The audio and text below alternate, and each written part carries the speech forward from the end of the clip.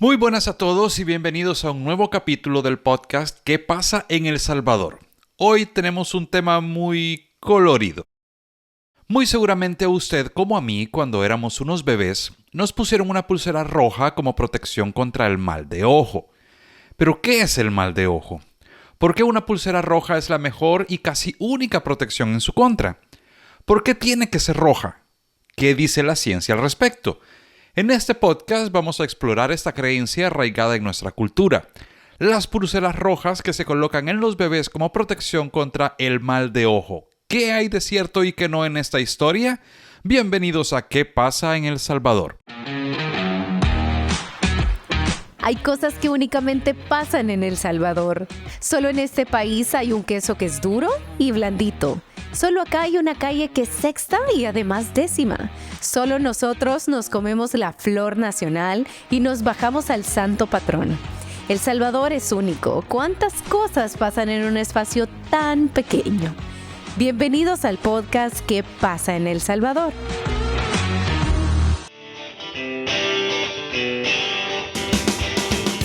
Bienvenidos a un nuevo episodio de ¿Qué pasa en El Salvador?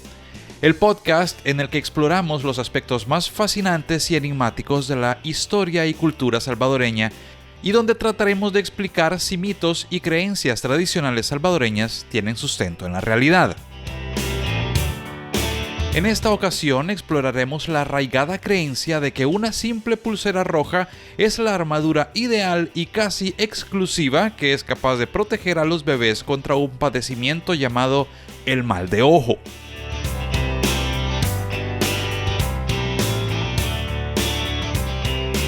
El mito dice que algunas personas poseen mirada fuerte y que como los niños en sus primeros días después de nacer tienen un alma pura y aún no han desarrollado protección contra ningún tipo de amenaza, es necesario proteger a los bebés de esta mirada dañina con una pulsera roja a modo de amuleto. Pero aquí está la cuestión. Científicamente, ¿qué es el mal de ojo? ¿Por qué se elige el color rojo y cómo funciona esa protección?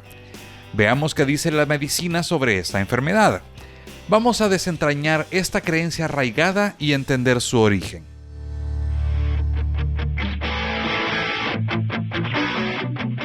Para desentrañar este mito, hemos invitado a este podcast a la médico pediatra doctora Patricia Recinos. Doctora, ¿alguna vez estamos seguros que recibió la consulta de alguien que llegó con su bebé porque le habían hecho mal de ojo? Exacto.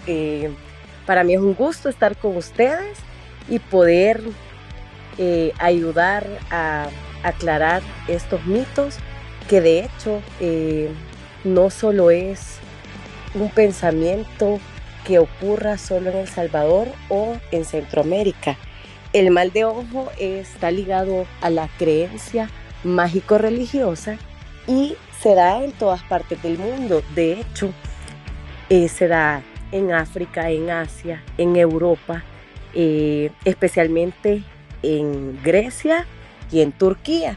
Por eso el tan famoso ojo turco para la protección, porque el mal de ojo no solo afecta a los niños, de hecho, la creencia es que afecta a los más débiles. En este caso, que es lo que me concierne a mí, es a los niños, generalmente los lactantes y los menores de 6 años. Pero también esto está ligado a la parte débil, que serían las mujeres y las ancianas. Por esto hay muchos amuletos que están ligados a la religión, que es como el hilo rojo, el ojo turco y en El Salvador el ojo de venado. Esto está ligado a muchos síntomas y es porque el niño en esta etapa es vulnerable porque su sistema inmunológico es inmaduro. Entonces es propenso a ciertas infecciones bacterianas o virales al estar en contacto con muchas personas porque el riesgo aumenta. Recuerde que el niño viene con su sistema inmunológico inmaduro y virgen. Todo le parece extraño, entonces monta una respuesta inmunológica, que es lo que dice la medicina, que estamos basados en el método científico. ¿Y cuáles son los síntomas, doctora Patti?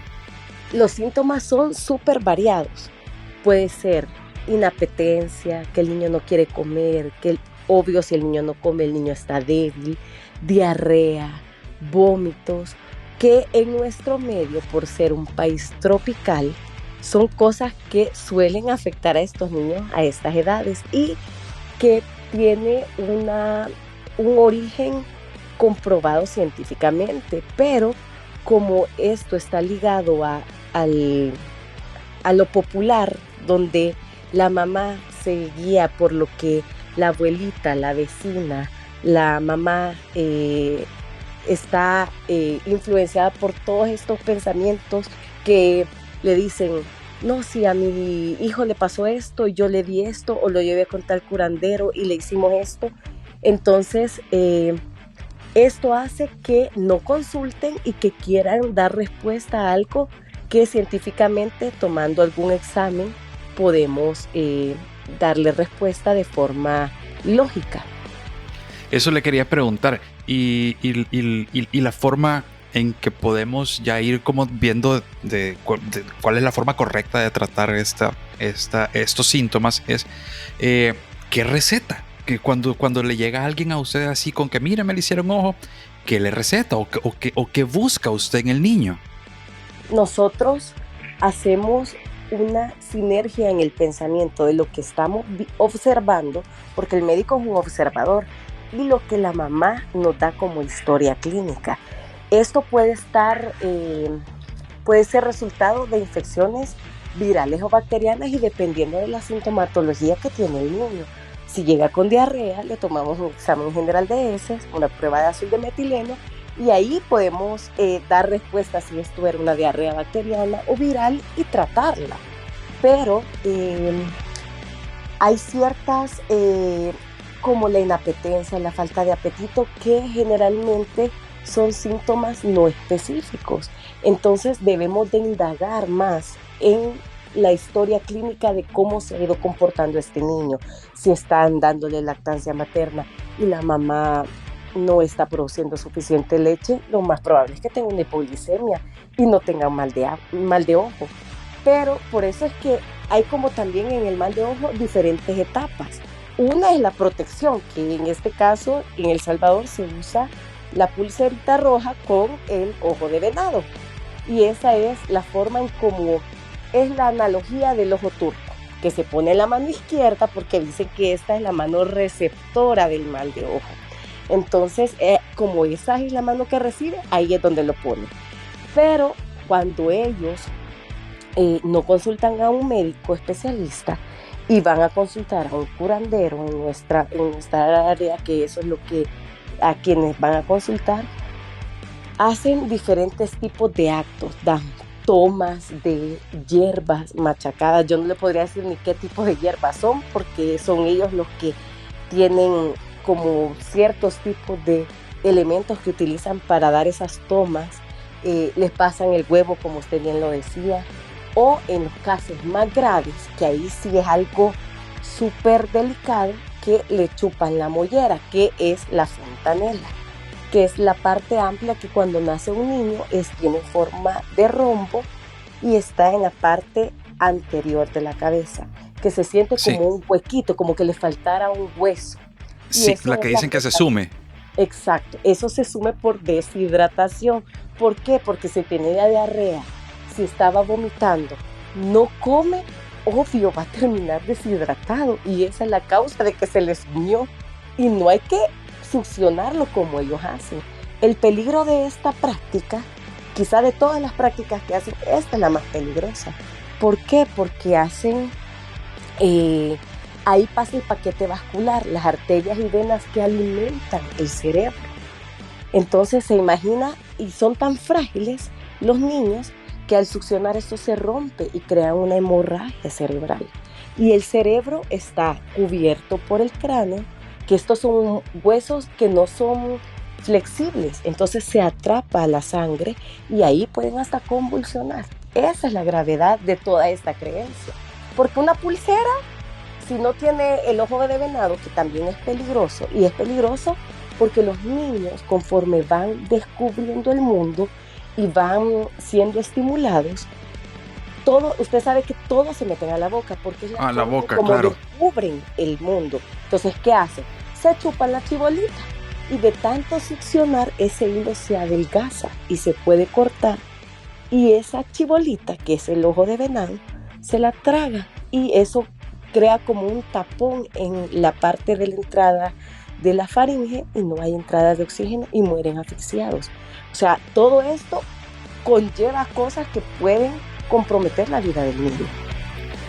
Doctora Patti, dentro de eso no tiene que ver con su área, pero es una de las preguntas que le quiero hacer porque en realidad no la sé. Y es, ¿por qué tiene que ser una pulsera roja? O sea, ¿por qué no puede ser azul? ¿Por qué no puede ser verde? Sino que tiene que ser roja.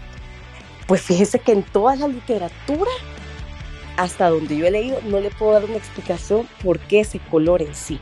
Solo sé por qué es a la izquierda, pero en general, en todas las culturas donde hay esta creencia popular, siempre es roja y bueno, en Turquía es el ojo turco y en Grecia también y nosotros el ojo de venado, pero no sé exactamente por qué el color, esa se la debo y la vamos a investigar.